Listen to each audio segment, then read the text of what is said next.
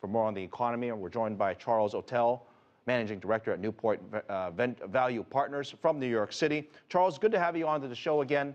Let me ask you this, a very candid question that we were having this discussion in the newsroom. Why should investors care about what's happening in Russia, specifically the economy there? Well, actually, I think it could, in the coming days and weeks ahead, represent an amazing buying opportunity. What most commentators forget is that Russia has a very low amount of net external debt. It has substantial foreign exchange reserves, and it has a low level of debt compared to most countries in Western Europe, including some of the countries in Western Europe, people argue are quite strong, like the United Kingdom. So in the first instance, it has low levels of net debt. In the second instance, it has a government that is actually pretty lean and mean. The government share of total GDP is very low in Russia, even though it spends about the same as a percent of GDP on military as we do, which is much more than the rest of Western Europe. So when you focus on the credit capacity of Western Europe, Russia is very right to be concerned about how its bills for natural gas are going to be paid if Western Europe is going to be the end-use customer. Charles, are you suggesting investors buy stocks in Russia or buy bonds in Russia right now? Right now, I wouldn't be doing anything except watching the situation very carefully, but deciding which are the best entry points to get into Russian equities primarily of businesses that export goods and services to China, to India, and to the West. And there are some of these very good companies that will be pushed down in price by this interplay back and forth. On balance, the Western case for sanctions in Ukraine is very odd. We are not back in 1989-91 where Putin, in theory, or Russia is trying to impose a collectivist economy and abolish private property. In many ways, Putin is far to the right, even of America, on certain economic issues. But whether we agree with the sanctions or not, they're in place and they are having an impact. I guess the question most people would naturally ask, is it going to be a short-term impact or a long-term impact? How do you see that? A very short-term impact. I mean, as we're going to go through spring and summer, and as the Europeans begin to think through exactly how they would replace Russian energy, which is, I think, a multi-year project, you're going to find that they do not actively support sanctions, if any, that will be led by America. You said you're looking for an entry point. What is the entry point you're waiting for? Is it a price issue or is it a geopolitical event you're waiting for?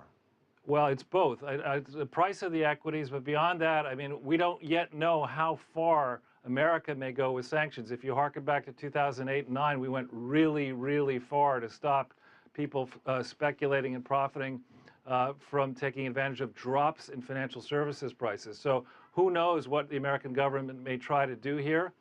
And until there's greater clarity on that, I wouldn't, as an American, be thinking about putting incremental money inside Russia. But there'll come a point where some of these stocks are going to look very, very good. When we got up today, there was a little surprise in the headline that there was an agreement in Geneva essentially de-escalating the entire crisis.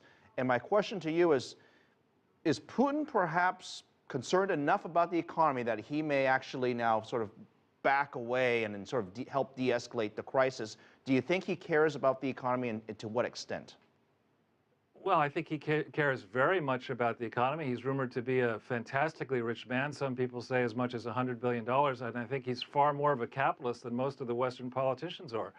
But as far as whether this paper that was signed in Geneva actually is going to work, I heard reports throughout the late afternoon today that there's continuing violence in Ukraine. And my guess is that Russia and Putin, directly and indirectly, are going to push wherever they can push to try to prize countries that are more in the Western camp now than they were prior to 1991 to go back into the Russian fold. I don't see this as just stopping in Ukraine or even the Baltics. I think Putin sees a weak West that has been fumbling around the world, that's in financial difficulty, that has an incoherent foreign policy, and he is going to press. Okay, if he continues to press, as you call it, that's not a very stable environment. I mean, is that the number one concern you have when it comes to whether or not you invest in Russia? Yeah, I mean, I'm a long-term investor, so I wouldn't be trading, get in and out. It's more, if there were companies that were attractive, that were going to be capitalized well for the long run, that had nice reserves and backlog, and that had a natural export market, at a certain point, it's going to make sense to buy when things look very bleak if you want to hold for 5, 10, 15, 20 years, which is the way I invest. All that we ask is that if you're going to buy, let us know and come back on the show. Charles Ortel, Managing Director at Newport Value Partners, thank you very much.